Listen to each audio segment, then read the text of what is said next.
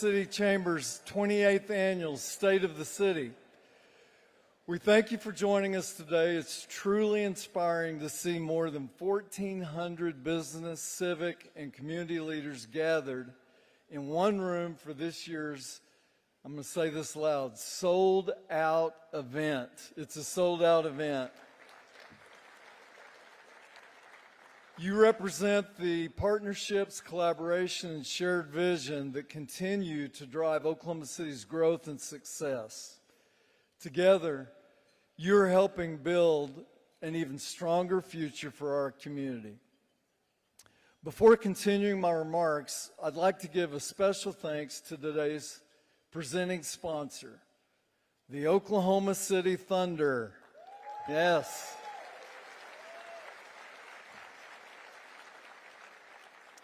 The Thunder's continued success in the court has brought unprecedented attention to Oklahoma City and reinforced what we all already know, that is, that we're a city on the rise. From national media coverage and tourism to talent attraction and economic growth, the impact extends far beyond the game itself. The partnership between the Thunder and our community has helped shape Oklahoma City's image and elevate our profile on a global stage. Their commitment to excellence mirrors the spirit of innovation, ambition, and collaboration that defines our city. Since the very first State of the City event more than 2 decades ago, Clay Bennett and the Thunder organization have been steadfast partners and supporters of this program. Their continued investment in Oklahoma City has played an important role in our community's growth and success. So please join me in thanking Clay Bennett, the Thunder organization, and everyone who makes Oklahoma City a world-class city.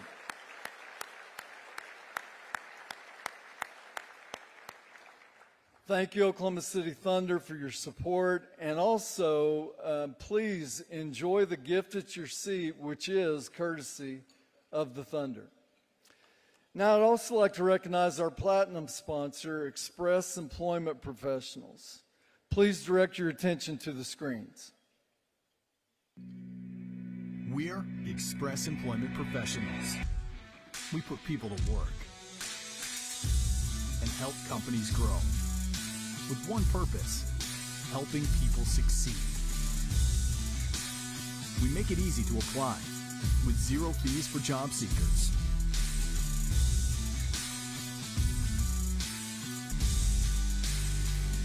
This is work that works for you. Thank you for calling Express. With employment solutions for any business, large or small, built on bedrock values. Built to last. We're locally owned and invested in your community. We are Express Employment Professionals.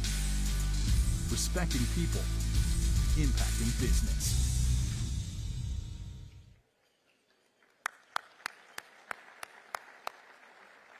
Thank you, Express Employment Professionals, for your continued support. Also like to thank all the sponsors who have made today's event possible. Let's applaud them as well. Thank you for our other sponsors. So as we approach the midpoint of 2026, your chamber remains focused on a very clear mission: creating a stronger economy and a stronger community for everyone who calls Oklahoma City home.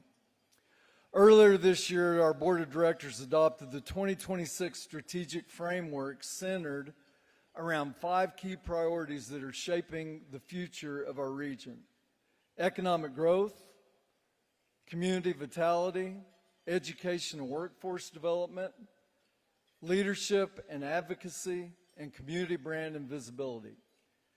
These priorities are more than goals on paper. They are guiding real work that is already making an impact across our community.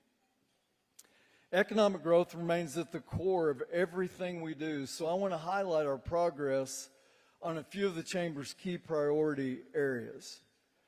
Through Forward OKC 7, we continue to recruit new investment, support business expansion, and strengthen key industries that drive our regional economy.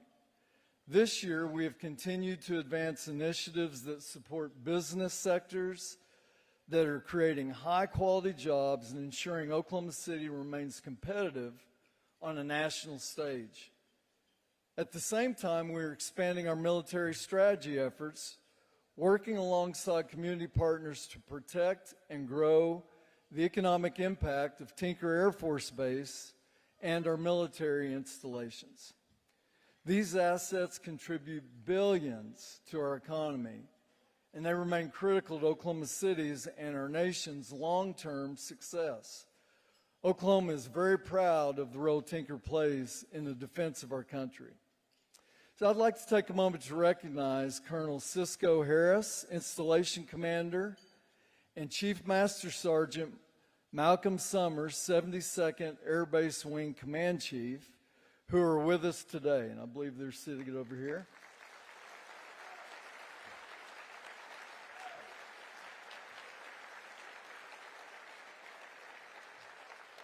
We appreciate you guys being here. Their partnership helps strengthen Tinker Air Force Base and the vital role it plays in our nation and our region.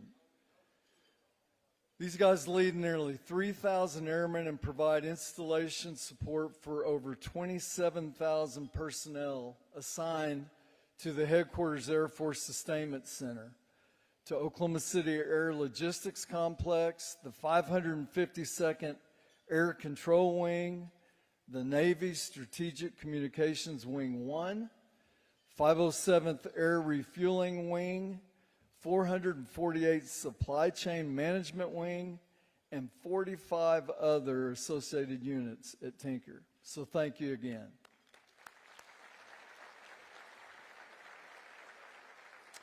A thriving economy requires a thriving community. That is why the Chamber continues to play an active role in placemaking and quality of life projects. One of the year's most visible Visit OKC-led projects was the installation of Cloud Embrace, a 24-foot interactive public art piece in Bricktown's United Way Plaza. From the moment we cut the ribbon, droves of kids, families, and visitors have flocked to this reimagined pedestrian plaza. Even Dead City Film Festival recently hosted their red carpet premiere in front of Cloud Embrace.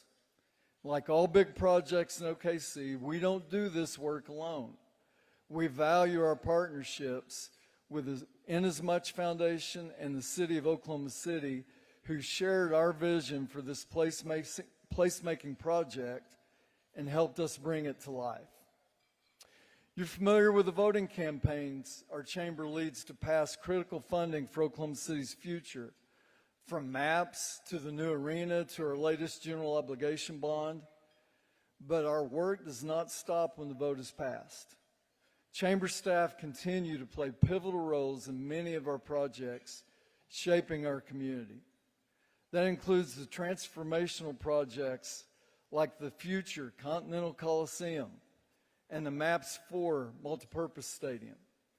Beyond hosting major events, these facilities represent opportunities to connect students with real-world career exposure, strengthen our future workforce, and ensure these public investments deliver lasting value for our community. One of the most important investments we can make is in our future workforce. To this end, a new partnership with a nonprofit institute, Civic Lab, kicked off earlier this year and is focused on creating clearer education to career pathways that support learners and strengthen the future workforce and help employers compete. Through a process called Design Labs, the Chamber is bringing together educators, employers, and community partners to address workforce challenges and ensure students are prepared for the careers of tomorrow. We appreciate so many of you in this room that have engaged in this important work. As we shape our region's future, we know that strong communities require strong leadership. Throughout the year, the Chamber has played a leading role in advocating at the federal, state, and local levels for policies that strengthen Oklahoma's business climate, support economic development, and improve opportunities for our workforce. From organizing our members for an engaging DC visit to hosting visits from international delegations, the Chamber serves as a key convener behind many industry and business partnerships that ultimately move our community forward. The Chamber also takes the lead in telling our community story through Visit OKC's robust destination marketing and by bringing in national and international media. Just this past year, Oklahoma City's story reached national and international audiences through media coverage, major sporting events, and tourism campaigns. From hosting Good Morning America and Sports Illustrated to the NCAA's March Madness and Women's College World Series, and into the postseason national broadcasts for our beloved Oklahoma City Thunder, this media coverage helped introduce Oklahoma City to new audiences around the world as a destination ready for major events, sports culture, and unique visitor experiences. Whether we're hosting a meeting planner or a leisure visitor or industry site selector who's looking to relocate their business, we continue to hear the same remarks. I had no idea. Or Oklahoma City is so unexpectedly wonderful. We know when people experience OKC, it's an easy sell, but we recognize it will take a more intentional and collaborative approach to shift perceptions about our community to the outside world. So that's what led to our Community Brand Initiative, which has brought together not just tourism and economic development stakeholders, but is being led by a 25-person Oklahoma City branding task force chaired by Jenny Love Meyer. The task force includes diverse perspectives from city council and city staff to business and hospitality leaders to representatives from each corner of our community. We've spent the last 4 months engaging with thousands of residents to capture their feedback, and we want each of you in this room to also have a voice in that process. So you'll see on the screen a QR code, and this leads to the Oklahoma City Community Brand Survey that allows residents to share what makes Oklahoma City special and help shape how we tell OKC's story. Survey only takes about 10 minutes to complete, and it's available in both Spanish and English. We ask that you share this with your family and your friends and colleagues, but also want to remind you that it's only open for another 48 hours, so don't put off sharing your perspective. None of this work would be possible without the partnership of business leaders, community organizations, elected officials, and citizens like you who are committed to Oklahoma City's future. Together, we are creating opportunities, we're solving challenges, and we're building on the momentum that has made Oklahoma City one of the most dynamic communities in America. And the best part is we're just getting started. It's such an exciting time to be part of Oklahoma City. And I know that after the mayor's presentation, we'll have even much more to look forward to. But before we hear from Mayor Holt, I would invite each of you to enjoy your lunch while we also recognize the sponsors who helped make today's event possible. Thank you, and enjoy your lunch.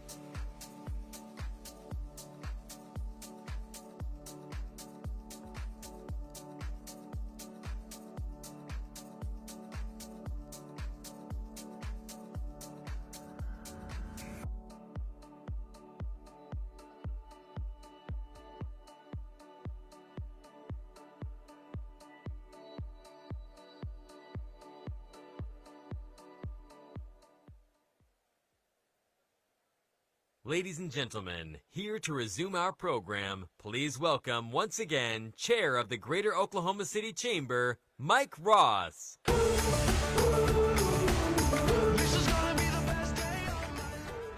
Hope you've enjoyed your lunch, and please continue enjoying that. Shortly, we'll be hearing from our dynamic mayor who brings so much excitement and engagement to his role as the leader of Oklahoma City. But first, I'd like to recognize all the elected and appointed officials in the room. So at this time, would all the elected and appointed officials please stand so that we may show our appreciation. So elected and appointed officials, please stand.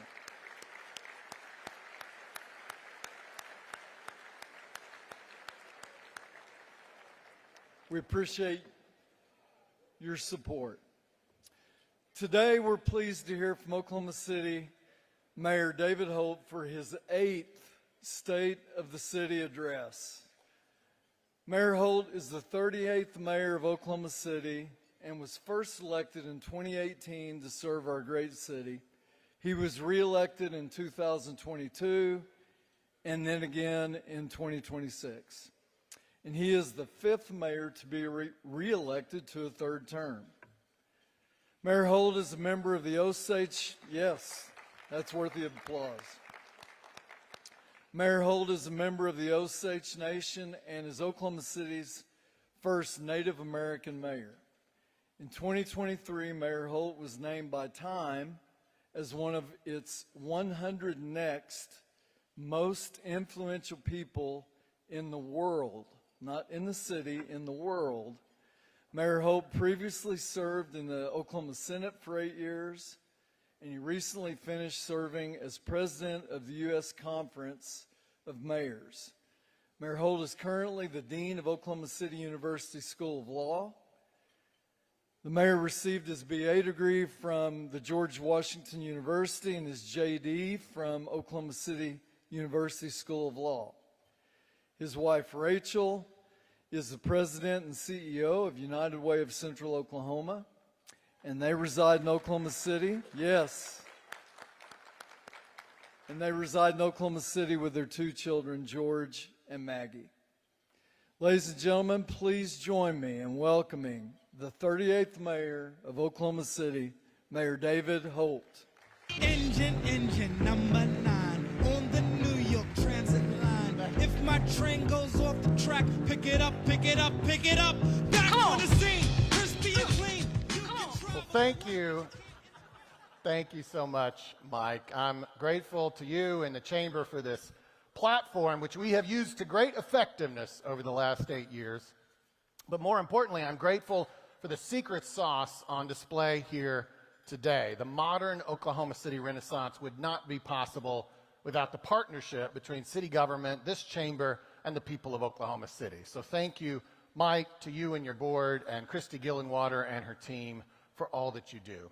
And thank you to each of you, either here in person or watching online now or later, for carving out an hour to focus on the civic life of our city. We don't just use this time as a recap.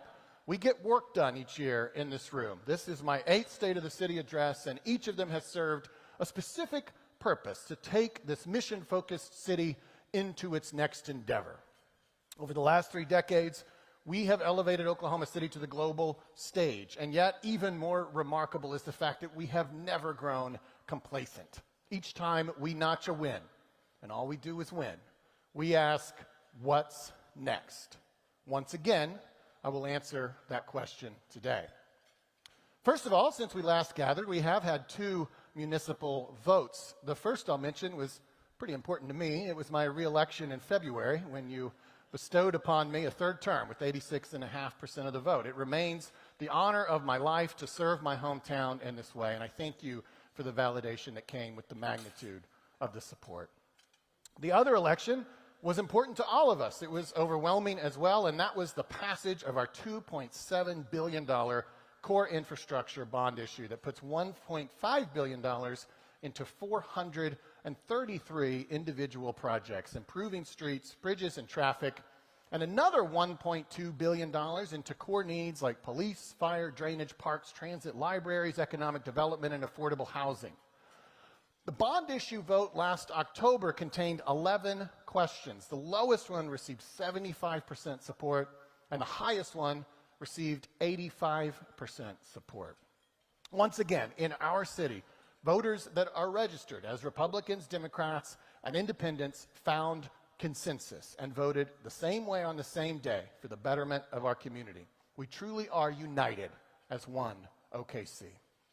Of course, as we know, our ability to find common ground in the name of community investment is a hallmark of our city's ethos that now goes back 33 years. The number one reason we stand here today as America's most dynamic city is that we have continuously committed to investing in ourselves. Starting with the passage of the original maps in 1993 and through October's bond issue, our voters have approved 15 initiatives to invest in capital projects, to build or maintain things.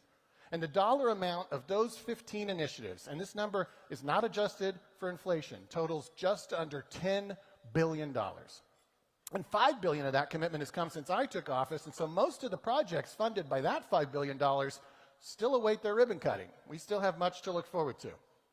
In 1993, led by Mayor Ron Norick, we set out as a city to improve our quality of life. We said at the time that we were doing that for ourselves and for our kids. Now, I was 14 in 1993, so I guess I'm the kid in that story.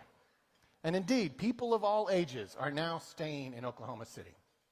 But we've long since passed the benefits of mere retention. At a pace unprecedented in most of our city's history, people are moving here. Just a few weeks ago, U.S. News wrote that we were the #2 best big city in which to live. People have been saying stuff like that for years. And as it turns out, someone is listening. So let's talk today about the growth that is resulting from our success, specifically population growth. I think we all kind of know that this city is growing, but today I'm going to share with you just how stunning that growth truly is and what it means for us right now and in the decades to come.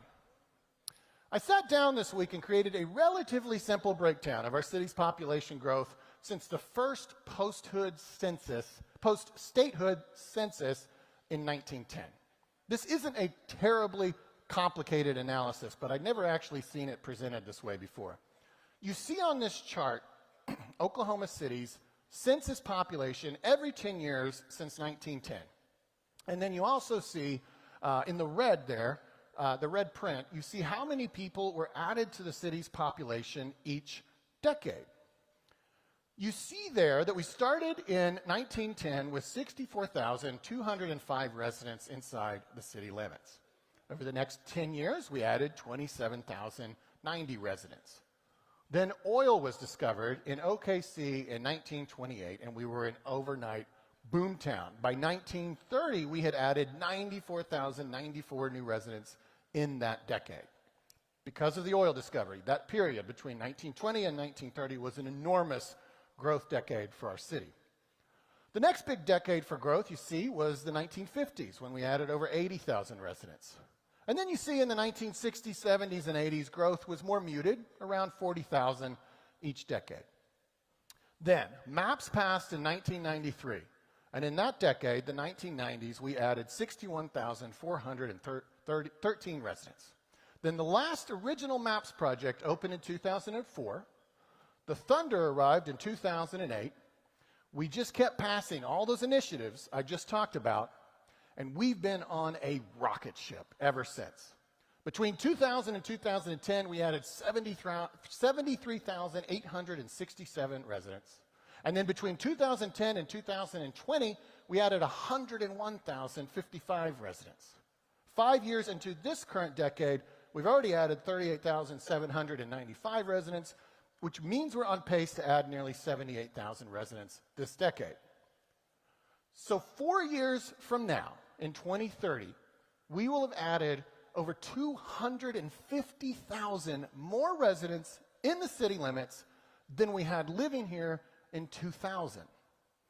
You see up here, in 1950, there weren't 250,000 people living in the entire city, but that's the number of people we have added just since the year 2000. Here's another way to look at it. After our founding as a city in 1889, we reached 250,000 residents around 1950. So it took us 61 years to almost reach 250,000 residents. It took 50 more years after 1950 to get our second 250,000 residents as we reached that milestone around 2000. And then in only 30 years since 2000, we will have added our third 250,000 residents when we will likely pass that milestone of 750,000 residents in 2030. 60 years, 50 years, 30 years. How long do you think it will take to add our fourth 250,000? My money's on 20 to 25 years. That means our city will have 1 million people living in the city limits by around 2050 or 2055. But this isn't a complicated analysis. It's looking at us right there in black and white. And just to put into perspective what it will mean to have 1 million people living in Oklahoma City. Do you know how many American cities today have over 1 million people? 10. Now, those cities will keep growing as well, so I'm not suggesting we'll be in the top 10 cities by 2055, but think of the cities today in the top 10, and imagine that we'll be the size that they are right now in just a quarter century. I mean, you know which cities I'm talking about? Counting down from number 10 to number 6, those cities today are Jacksonville, Dallas, San Diego, San Antonio, and Philadelphia. Those are some of the biggest cities in America, and we are 25 years away from being where they are right now. And there is no reason to think we won't maintain this growth because, as I said earlier, we are still about to deploy almost $5 billion that has already been approved. We're about to open one of the greatest arenas in the world. We're about to open a new stadium. We're about to host 7 events of the Olympics. Our crime rates have been in decline for a decade. Our unemployment rate has been below 4% for 55 of the last 58 months. We've run this experiment already for 30 years. We know what happens when you do what we're doing. People will vote with their feet, and they will continue to move to this safe, inclusive, exciting city with plenty of jobs. This population growth is not going to stop. Here's one more way to look at our population growth. Sometime in the next couple of years, we will pass 732,000 residents, which means at that point, we will have completely doubled the population we had in 1970. Who lived here in 1970? Raise your hand. Wasn't that long ago.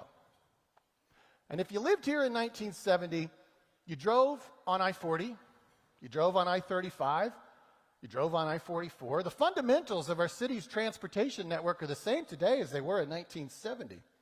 But within 2 years, there will be twice as many people on those highways than there were in 1970. Have you noticed the difference? I know you have, because each year the census quantifies how much time you spend commuting to your job each way.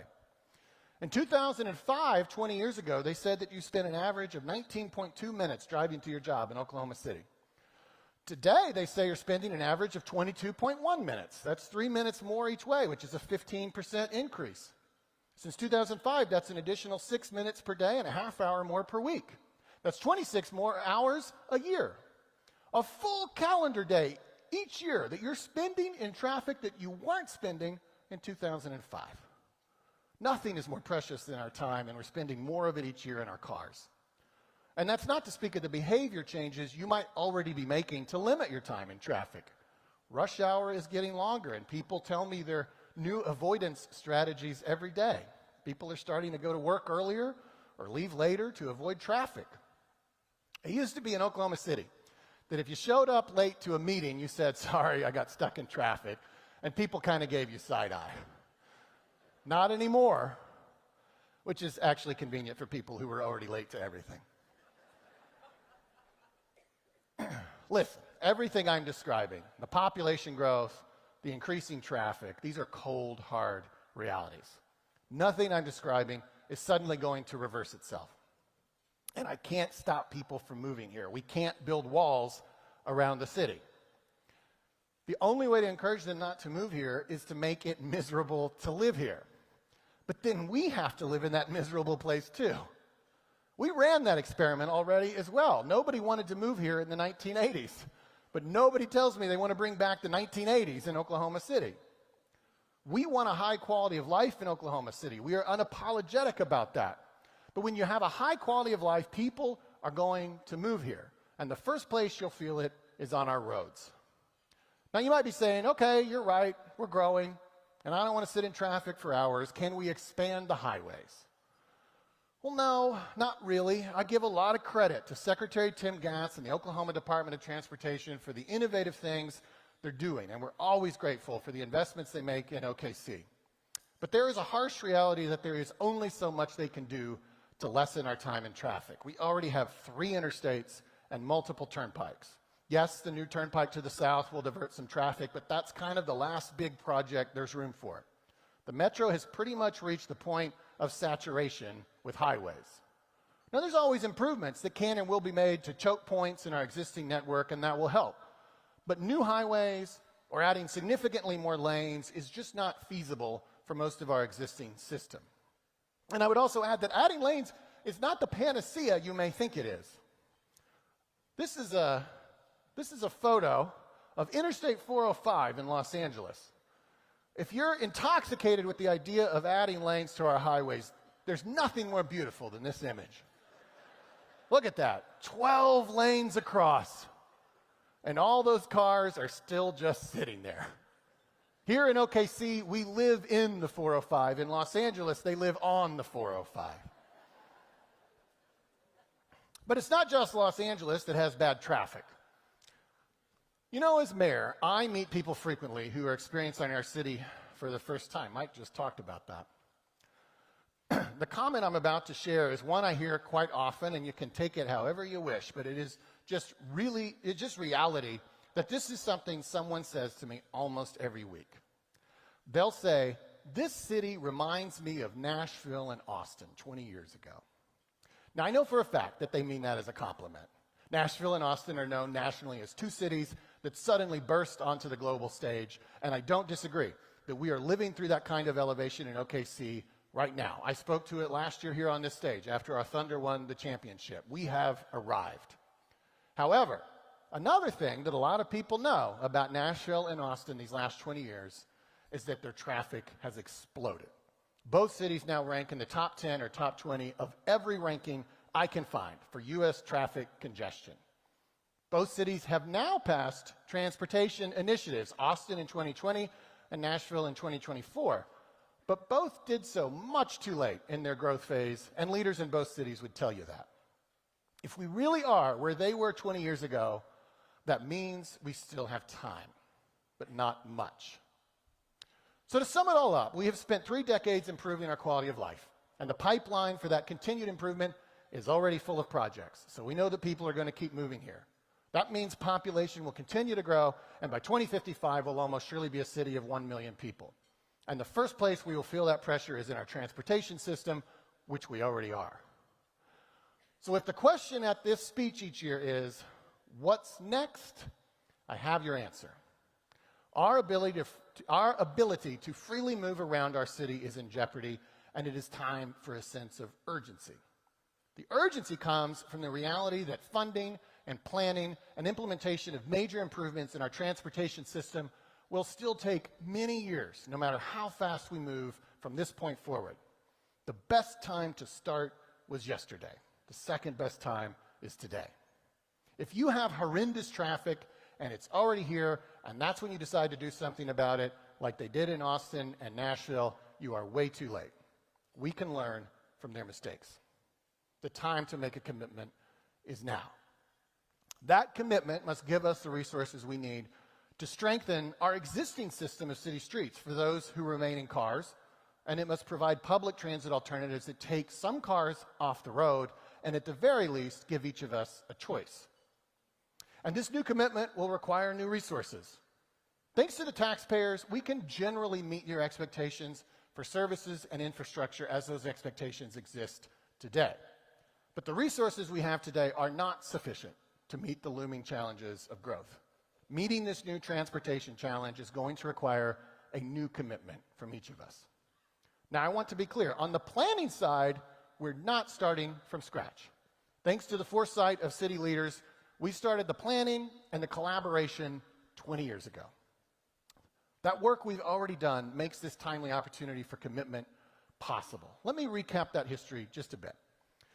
In 2005, our city adopted a plan for public transit that included better bus service, commuter rail that connects downtown OKC to Edmond and Norman, bus rapid transit lines along key corridors, and a downtown streetcar to circulate all these people who would be arriving downtown via the rest of the system without cars.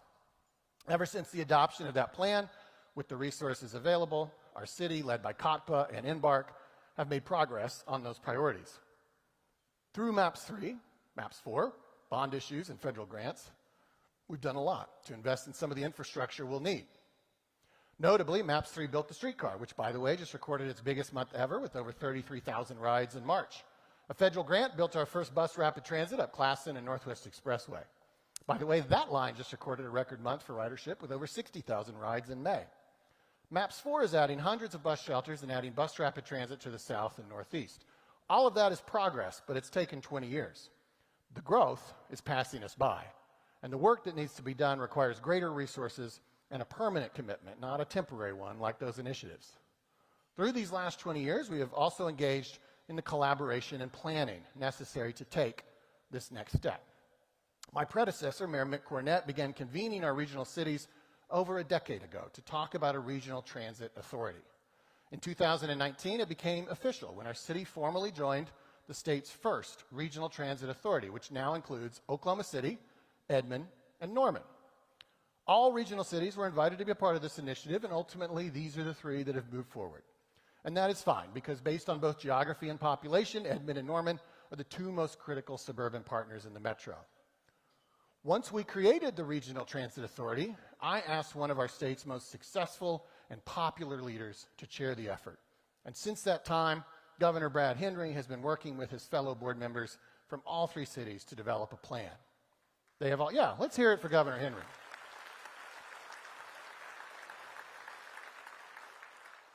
They have all worked incredibly hard for 7 years. I've talked about this in every State of the City address since 2019, and there's been a lot of media coverage as well. Recently, the Regional Transit Authority rebranded itself as One Transit. Interestingly, the letters in the word one happen to align with Oklahoma City, Norman, and Edmond. More importantly, the development of One Transit's plan for our community is now nearing completion. Their plan will include additional road funding for all three cities. Roads are absolutely a part of this community's transportation system and always will be. And funding for roads is desperately needed in all three cities. We don't receive significant funding from anywhere else to maintain our city streets. We do it with the taxpayers that we have, and even with the resources we received last year in the bond issue, it's still inadequate to a city of 620 square miles with 9,000 lane miles to maintain. It currently costs between $800,000 and $900,000 to resurface 1 lane mile. So to resurface every street in the city would cost between $7 and $8 billion. So we will make good use of additional road funding, and so will Edmond and Norman. The One Transit plan will also include funding to build and operate a commuter rail line that connects downtown OKC to Edmond and Norman, with stops at key points along the way. This will be a game-changing new amenity for the community that will change the way we commute to work and the way we travel to Thunder games and concerts, OU football, and date nights. And the stops along that line will become booming commercial developments, as we have seen in every other city in America. The One Transit plan will also include bus rapid transit to serve Canadian County and to Tinker to complement the bus rapid transit lines already operating in Northwest OKC and funded through MAPS 4 for Northeast and South. And the One Transit plan will improve bus systems in all three cities and will ultimately make a downtown connection to OKC Will Rogers International Airport. Collectively, this plan will preserve our quality of life by alleviating traffic congestion. It will preserve the mobility necessary to keep our economy strong and growing, and it will spur commercial development, among other benefits. This plan and its necessary resources will require voter approval in a pooled vote of Oklahoma City, Edmond, and Norman voters. This proposal will come to you in the next year. There are still ongoing conversations as we collaborate with the many partners at the table, including One Transit, the mayors and city councils in all three cities, and this greater OKC chamber. Though we have details to consider and timing to finalize, we all understand that the challenges of population growth I have described today must be faced, and that we have to make a commitment to our transportation system, and that there is a sense of urgency. This particular challenge stemming from growth is not the only one that will require in the years ahead, but it is the one that requires the most implementation time. It is the one that requires the greatest additional financial commitment, and it is the one that is ready. We have talked about this for my entire tenure as mayor. Governor Henry has given this almost as much time as he spent serving as our governor. The time for commitment is now upon us. There is nothing that would be easier for all of us than to do nothing. I'd love to just cut ribbons the next 4 years and watch the moving trucks arrive. But I cannot do that in good conscience. Because today, Oklahoma City got larger by 21 people. Tomorrow, we'll add 21 more, and then 21 more on Friday, and so on. The growth is relentless, and we have to address it, or we will deeply regret our inaction. Our population growth is validation of our success. It is also the challenge of our times. And like all previous challenges, we will meet it. So stay tuned on this topic. More to come in the months ahead. So today I didn't want to bury the lead. What I just talked about is so critical to our city's future that I needed to get that done right up front. Now I'm going to spend the rest of our time today reminding us why all these people are moving to Oklahoma City. One big reason for our continued success is, of course, the continued international platform provided by the NBA, our Oklahoma City Thunder, and our incredibly talented players. By the way, thank you to the Thunder for the gifts everyone has received at their seats today. I especially love the One OKC stickers. Though the season didn't conclude exactly how we all desperately wanted, it was still a season most any city would dream of. A Western Conference final, the best record in the NBA, and a second straight MVP for Shai Gilgeous-Alexander.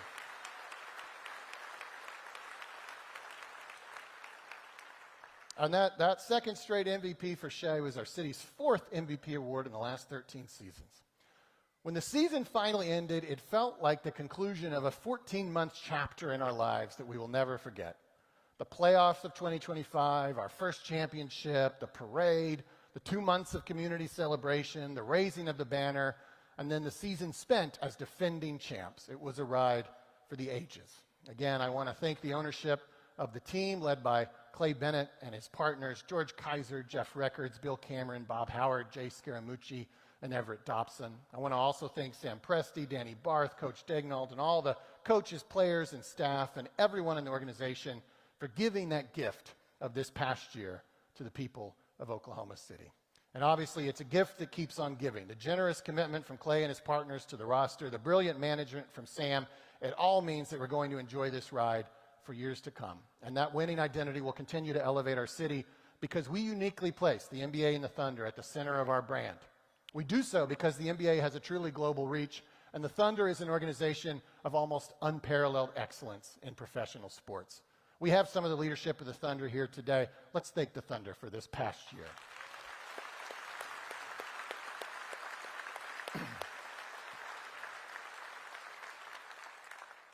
Of course, all of that is why 71% of our voters made a commitment in 2023 to build a billion-dollar arena to secure the Thunder in OKC till at least 2053. That might be the year that we hit 1 million people. Last year at this speech, we debuted the beautiful, stunning, one-of-a-kind design for that arena, led by David Manica. And then this spring, we broke ground on what we now know as Continental Coliseum. This venue sustains our relationship with the Thunder and keeps us competitive for concerts, but it also makes an aesthetic statement about the city that we want to be. Next week brings the first pouring of concrete as part of the construction, and our arena will soon rise out of that pit. This arena will be a wonder of the world, and just its presence, let alone what happens inside, will become an iconic representation of our city. We have obviously used sports to lift our city's brand, and there is no question that much of our profile around the nation and the world continues to be driven by sports. We have invested in sports time and again, and every single investment has come back to us many times over. Of course, ranking high on that list are the choices we made in the last 30 years to build a whitewater facility and the greatest softball stadium in the world. And this past year, in the bond issue, we made commitments to further upgrade Riversport and Devon Park, the competition sites for the 2 sports and 7 events we will host as part of the 2028 Los Angeles Olympics. I'll have more to say about the Olympics in a moment, but first I want to highlight that starting this weekend, our city is hosting one of the most important sporting events we've ever had. We've hosted the NBA Finals, we've hosted the Women's College World Series, we've hosted NCAA championships and tournaments and rodeo finals, but we have never hosted the official World Championship in a long time, consistent Olympic sport. But from Monday through Saturday of next week, July 20th through the 25th, we will host the World Championships of Canoe Slalom, the sport we are hosting in the 2028 Olympics. The World Championships have been staged since 1949, and this is only the 3rd time the World Championships will have been staged in the United States, and the first time in the U.S. since 2014. For the price of a movie ticket, this historic event presents an incredible opportunity for you to engage with this sport. Over 300 athletes from 50 countries are descending on our city right now. The opening ceremony is this Saturday night, July 18th at 7 p.m. at Riversport. The opening ceremony is free and open to the public. There will be a parade of nations, musical performances, and fireworks. Competition begins Monday, July 20th and lasts through Saturday, July 25th. Anytime you can come by is good, and competition will be happening all week, generally from 10 a.m. to 4 p.m. each day. If you're looking for some high points, I recommend coming to the finals that are at the end of each day, usually around 2 o'clock. The entire schedule is at okc2026.com, okc2026.com. And all of these events are accompanied by great food and entertainment. You can buy your tickets right now at that same website, okc2026.com. We all fully recognize that there's a lot of things going on in the city and the world, and that you may have only vaguely heard about these World Championships before today. But don't worry about it, because it's not too late to be a part of it. These championships are a perfect way to prepare for the Olympics in OKC. All of the people in this room have been clicking on the LA28 website, trying to get canoe slalom tickets in 2028. And I'm telling you, you can see the same athletes in a high-stakes environment right here in OKC next week. And I promise you can get a ticket, and they're very affordable. So make plans to come out. You won't regret it. I watched days of canoe slalom at the Paris Olympics, and it's a thrilling sport to watch. Thousands of our residents are going to discover that in the next 2 years. Let's get a jump on that process next week. Oklahoma City is truly a world capital for paddle sports. And in fact, the governing body for canoe slalom and another Olympic sport, canoe sprint, will host their global congress in Oklahoma City in the days following the World Championships. These next 2 weeks represent a big milestone in our Olympic journey. Speaking of the Olympics, yesterday was the 2-year countdown to the opening ceremonies. As you know, Oklahoma City is the only city outside of Southern California to host the entirety of a sport in the 2028 Los Angeles Olympics, and we are hosting 2, canoe slalom and softball. We will have 16 straight days of events here in OKC in July of 2028. Last fall, the official 1,000-day countdown was hosted by LA28 leadership right here in OKC. This chamber has created our local organizing committee, and Michael Burns is hard at work putting everything together. You may have seen the exciting announcement that the Athletic Village will be hosted at Oklahoma City University. President Ken Evans and his team are fired up to host hundreds of athletes from around the world, and it's a historic opportunity for OCU. In the months ahead, we will have many more announcements to come.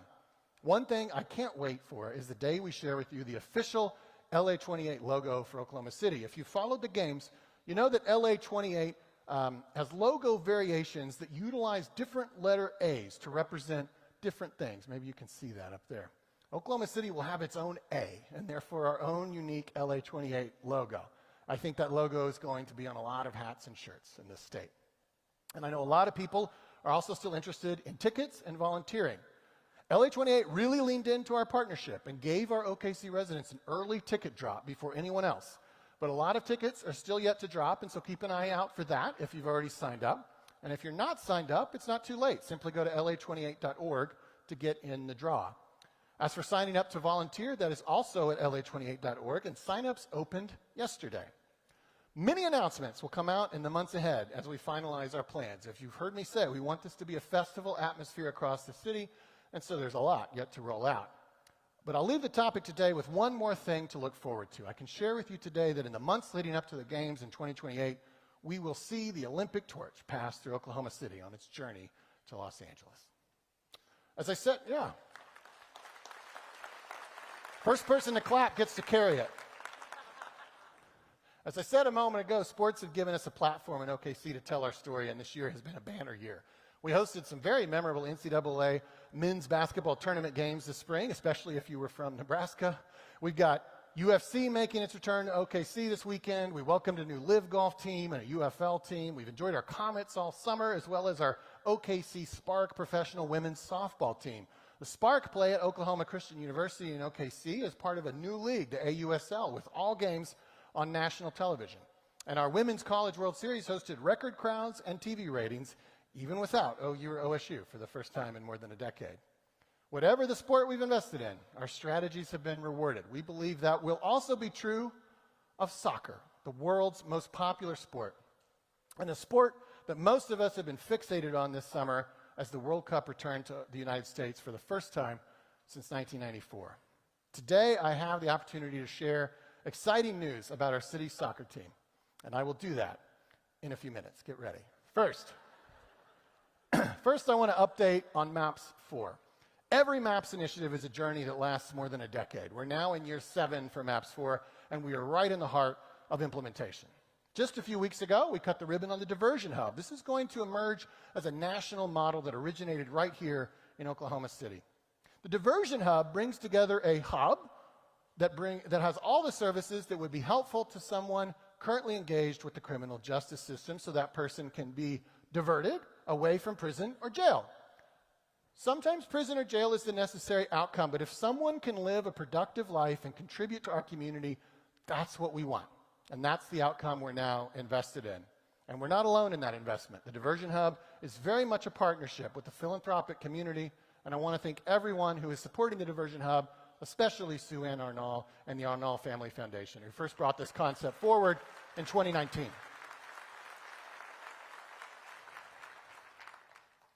MAPS 4 projects currently under construction include Palomar and our new animal shelter. Palomar will also be a national model, providing services to survivors of domestic violence. And the Louisa McCune Animal Welfare Center could very likely be the finest in the country. A week from today, we will break ground on the Clara Looper Civil Rights Center, adjacent to the reopened Freedom Center, providing a place to tell our city's civil rights story in full. As an aside, the Civil Rights Center will be a nice complement to the Clara Looper National Sit-In Plaza, which opened this past year in downtown OKC. Thank you again to John Kennedy, Pastor Lee Cooper, Marilyn Looper-Hildreth, and everyone who made the plaza possible. It is a stunning and important addition to our city.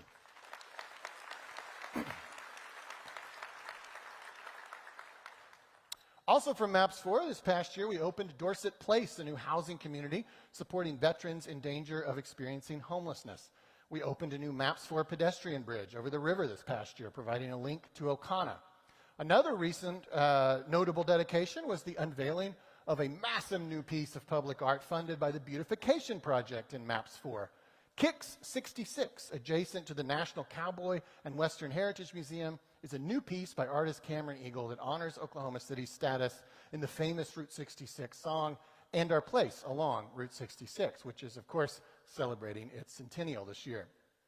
This next month, we'll break ground on a mental health crisis center, and in September, we'll break ground on our first youth center. We also broke ground recently on our MAPS 4 multi-purpose stadium, which will, of course, host our city's soccer team. We are also under construction on over $30 million in major upgrades to our youth soccer facilities. And I'm going to talk about soccer in just a few minutes.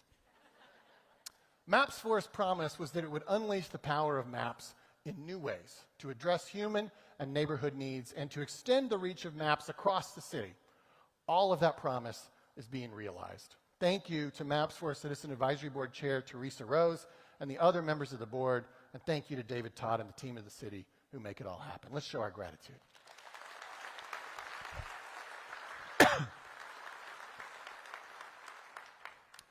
Another major focus for our team at the city remains homelessness.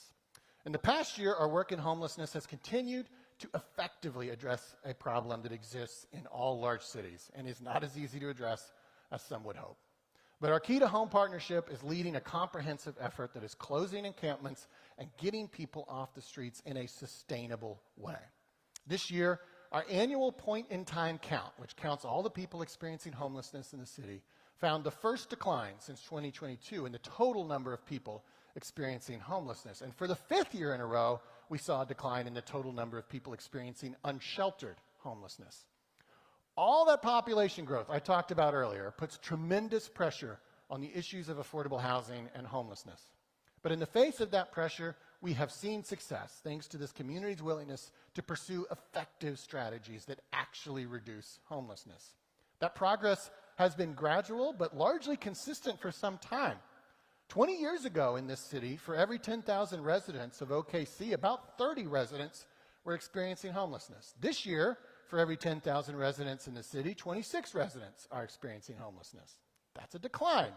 In fact, every major statistic about homelessness that you would want to be in decline is currently in decline.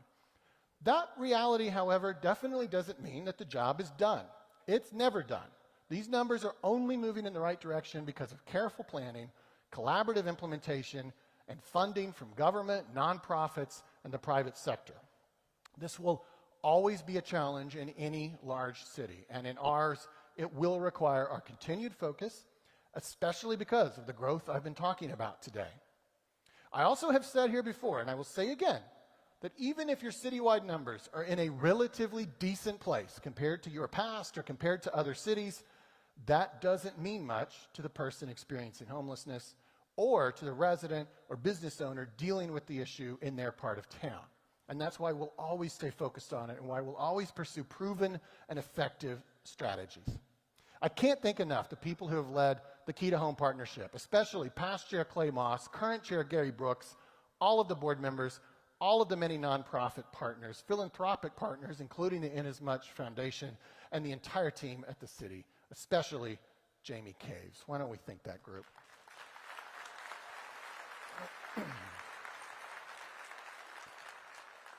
Speaking of the team at the city, everything I talk about here today depends on the best city council and staff in the country. I certainly want to recognize our council members who serve our city. Their willingness to give of their time and their vision to lead this city is something I never take for granted. Our council members are Bradley Carter, James Cooper, Katrina Avers, Todd Stone, Matt Hinkle, Jo Beth Hammond, Kamal Pennington, and Mark Stonecipher. Let's thank them for their service.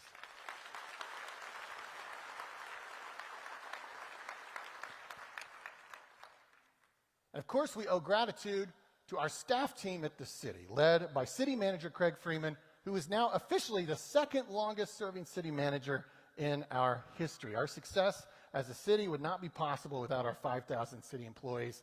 And though all they do is serve the public, this year they went even farther, broke their previous records, and raised over $615,000 for charitable causes through the Heart of the City campaign. We are so grateful to them and the hundreds of volunteers who serve on boards and commissions. Let's thank them all for their service.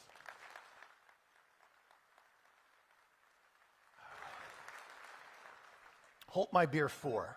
No, I'm kidding, it's water. This city team has been incredibly busy this last year, as always. I wish I had time to get into even more depth on each of these accomplishments, but just this past year, we opened the new plaza in Capitol Hill, we opened Dewey Park in Northeast OKC, we debuted Cloud Embrace in Bricktown, you saw that earlier, we opened a new customs facility at the airport, we inaugurated our first modern international nonstop flight to Cancun, we have continued our Fresh Start program, clearing warrants at the municipal courthouse. We've engaged in a Platt Amendment project through our Human Rights Commission to remove racist language from the past. We have fully launched our mobile integrated health unit, providing alternative response to some emergency calls, and we opened a brand new Fire Station 31 on Rockwell Avenue. We launched a New Year's Eve celebration in Scissortail Park for the community. Our golf courses, which have all received recent upgrades through bond issues, welcomed a record number of rounds this past year, 370,000. And our work continues to close Douglas Boulevard to support the expansion of Tinker Air Force Base, our city's largest employer. And our rates of crimes against persons and property have both declined by 1/3 over the last decade. The 2025 homicide rate was the lowest since 2018, and so far in 2026, we have maintained that same lower pace. That public safety success is all a testament to our officers, our community's commitment to fund their work and their equipment, our innovative utilization of violence intervention and prevention strategies, the creation of the Youth Safety Advisory Committee, and the rest of our work through the Public Safety Partnership. Now, speaking of our city government, its official symbol is our city seal. Now, I like our city seal. I doubt it's exactly what we would draw up today, but it's got a lot of history, and it speaks to our city's roots, not just the participants in the land run, but also the Native Americans who preceded them. And it speaks to our aspirations for the future. It's a good seal. It has served us well, and I believe it will for decades to come. Having said that, there is a second vehicle for representing our city that I believe we have not maximized. A city's flag ideally should be a second symbol, separate from our seal. The separation gives us a second opportunity to make a statement, but a flag should also transcend the government. When we look up at the stars and stripes, we look at that flag as representing us, as speaking to the entire American experience and ethos, not just the government. We should feel the same as residents of Oklahoma City when we gaze at our city's flag. Other cities in recent years have recognized this and seized that opportunity. The most notable example around these parts is Tulsa, where a community redesign process culminated in the adoption of a new flag in 2018. I think that new flag, that new Tulsa flag, is beautiful, and it is everywhere in Tulsa. You don't really see our flag much around OKC because it is essentially just our city's government seal on a piece of fabric. There's probably a lot of people in this room who couldn't have told me 3 minutes ago what our city's official flag even looked like. I say all this to say it is time for a new city flag. I might argue it's time for our city's first flag. This generation of residents has changed our city forever, and it is time we leave our mark on the city's most important symbol. I believe we are up to the task, and I believe we have earned the right. I've been thinking about this for 8 years, and a few months ago, a well-organized group of grassroots citizens approached me and said they wanted to work on it. That was just the nudge I needed. I agree that it is time. And if we move with efficiency, we can have a new flag in place for the Olympics. This process will take over a year because we want it to be inclusive and thoughtful. It will culminate in the adoption of a new city flag by our city council. So today, I am announcing the commencement of that process. In the weeks ahead, we'll be able to share more details about how you can submit concepts and suggestions. But right now, I can share a website where you can get connected to the effort to create and adopt a new Oklahoma City flag. That address is okcflag.org. Briefly, I want to mention the great work happening across the city at some of our most important institutions. The Oklahoma City National Memorial and Museum is constructing Forward, a beautiful new entry to their museum. The National Cowboy and Western Heritage Museum is doing a lot of innovative things, including the new immersive exhibit, The Cowboy. Our OKC Museum of Art continues to add important acquisitions and stage great programming. Our Oklahoma Contemporary currently has a globally significant exhibit featuring renowned artist Anthony McCall. The Oklahoma National Guard cut the ribbon on a beautiful new museum this summer in the Adventure District. Our city's Asian Night Market and Scissortail Park Night Market were named 2 of the 10 best in the country by USA Today. And our zoo welcomed record-breaking visitors this past year and a new baby elephant just a couple weeks ago, bringing our herd tonight. How did that not elicit an awe from this crowd? This is a time that will always be remembered in our lives and in the history of this place. We're lucky to get to live in this place at this time, and we know it. Once again, we polled our residents last year and asked them whether our city is heading in the right direction, and 72% said yes, and only 11% said no. That 72% is 30 points higher than the national average for large cities. Our outlying optimism is built on the reality that we stand alone among cities and the level of investment we are making. To live in Oklahoma City in this time is to feel as if every week is Christmas. I break ground and cut ribbons every week. I have to be discerning as to which shovels I keep. And we have to be discerning on what projects we actually have a ceremony for. When you look at the total of the 3 initiatives for capital projects passed since I became mayor, there are likely well over 700 individual projects included in all of that. It is not normal in the life of a city to have to say no to having groundbreakings and ribbon cuttings for some projects because we would otherwise not have time to live our lives. Just to exist as a city does not in and of itself provide for the constant anticipation of new things to look forward to. We had to make that happen. Each of you is a part of that story, and I hope you take pride in it. We have left a legacy, but as I've said today, there is more to do. There always is.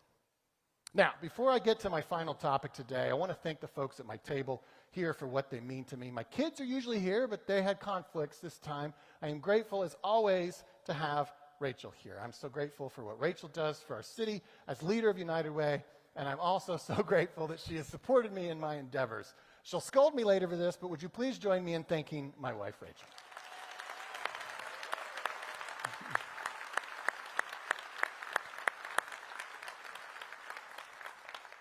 I'm also joined by my dad, Strad, my cousins, Kelsey Fink and Sydney Willis, and my teams at both my jobs, at the city and at OCU Law, Bailey Cyber, Bobby Trey Truesdale, Karen Fox, and Cindy Elba. These folks support me every day, and that was an especially heavy lift this past year as I served as the president of the United States Conference of Mayors, which was like a third job. In that respect, Bailey was especially helpful. Please join me in thanking all these important people in my life.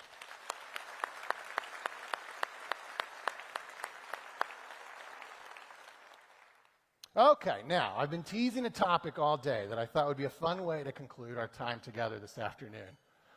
There are two team spectator sports played everywhere in the world, and only two, basketball and soccer. This is why I have always felt that we are exceptionally fortunate to have ended up with the Thunder and the NBA. As much as I'm sure we would have enjoyed the NFL, the MLB, or the NHL, the NBA is the most popular American sports league around the world. And we have global aspirations. We don't want to just be a center of commerce and culture in Oklahoma. The true competition in the modern world is global, and that means Oklahoma City has to be part of global culture. We have been reminded the last month that nothing brings the globe together like soccer, or football, as everyone else calls it. Over 1.5 billion humans will watch the World Cup final this weekend. For most of its history, Oklahoma City has not had a professional soccer team to speak of, but in 2014, Bob Funk Jr., Tim McLaughlin, and Donna Bartley brought us the energy of the USL, and they ultimately played at Taft Stadium. Why Taft? Well, it's a simple but frustrating answer. We were, it would appear, the only top 50 city that has no stadium above the high school level sized to soccer, football, and other similar events. And as the years went on, it became apparent that the USL was no longer going to allow the energy to play in a high school stadium.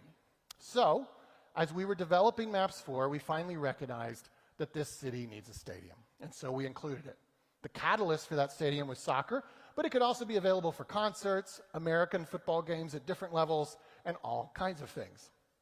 This stadium was the last building block we needed to truly say that we have all the elements of a great American downtown. And our soccer team agreed to donate the land and to operate the stadium without subsidy. The capital resources provided by Maps 4 were ultimately not adequate, so in 2024, we were able to allocate TIF funding to the cause.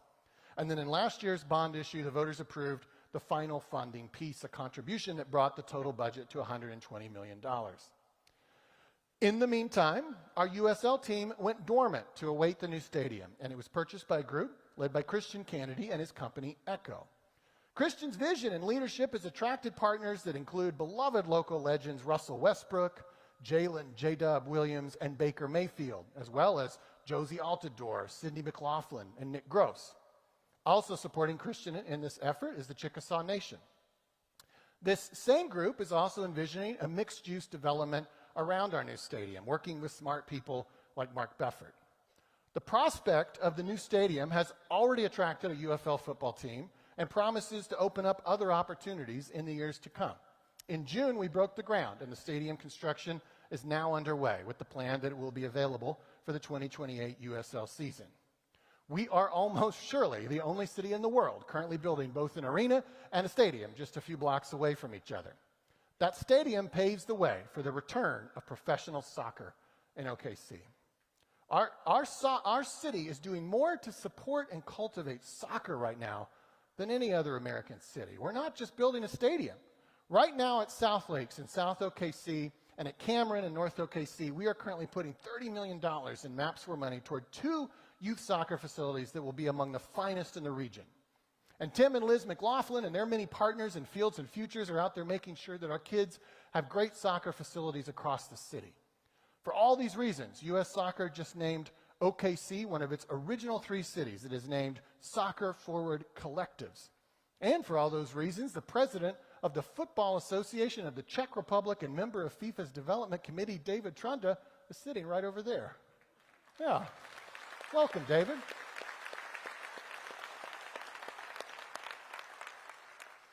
Which brings me back to our soccer team. That team went dormant, but that team did not go away. That team, our team, will hit the pitch when that stadium opens and will return the game of soccer to our city. Right now, we are the largest American city that does not have a team currently playing in the MLS or USL Championship leagues. When the stadium opens and our team returns, it will play in the USL Championship League, which also has teams in some of the top American markets, including Phoenix, San Antonio, Indianapolis, Detroit, and Las Vegas. Christian and his partners will tell you that they want this team to bring access, joy, and wellness to our community, that they want to be a part of building the game of soccer in our country, and that they want to continue the effort of connecting Oklahoma City to the world and the world to Oklahoma City. I will tell you that I want this team to do what all our teams do for us. In a world that wants to divide us, our teams bring us together. And in Oklahoma City, where we have worked together for years to find common purpose and overcome the things that could divide us, we consistently stand together, united as one OKC. Ladies and gentlemen, it is my honor to reintroduce you to Oklahoma City's soccer team.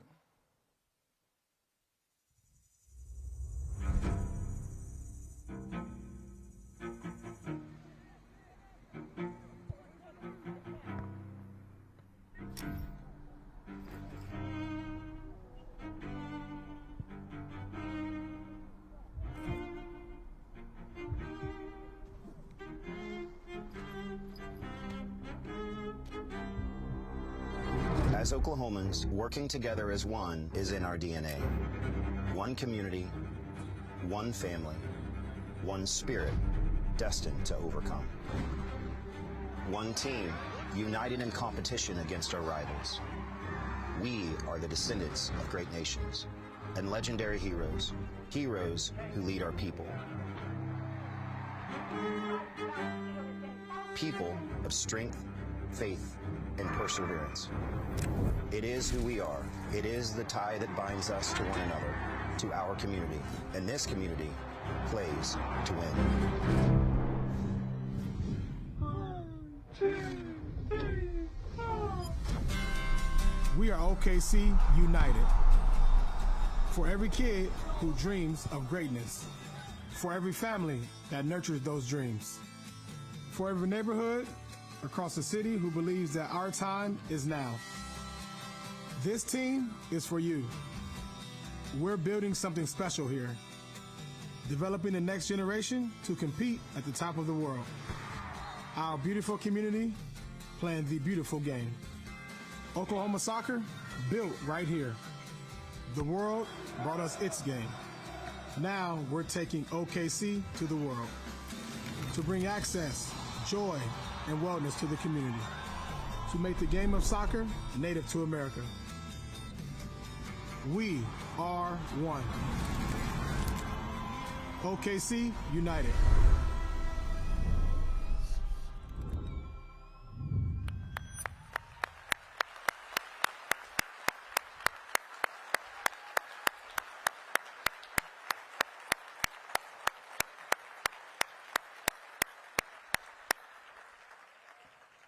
Do you recognize that second voice? Maybe you recognize Christian, but of course that second voice is our beloved friend, Russell Westbrook. We welcome the OKC United to our stable of teams that represent our great city. The team name United exists throughout the world of soccer and is steeped in tradition, but it means something more in the home of one OKC. The state of our city is united, and now so is our soccer team. Thank you again for giving this time today to our city's civic life, and thank you for the honor of being your mayor. Thank you. 'Cause I'm having a good time. I'm a shooting star leaping through the sky like a tiger, defying the laws of gravity. I'm a racing car passing by like Lady Godiva. All right, before you leave, a few more things. First, let's thank the mayor again. What a tremendous presentation. We thank you, Mayor, for your continued commitment to our community and for helping guide Oklahoma City forward with such passion, purpose, and optimism. And thank you again to today's presenting sponsor, the Oklahoma City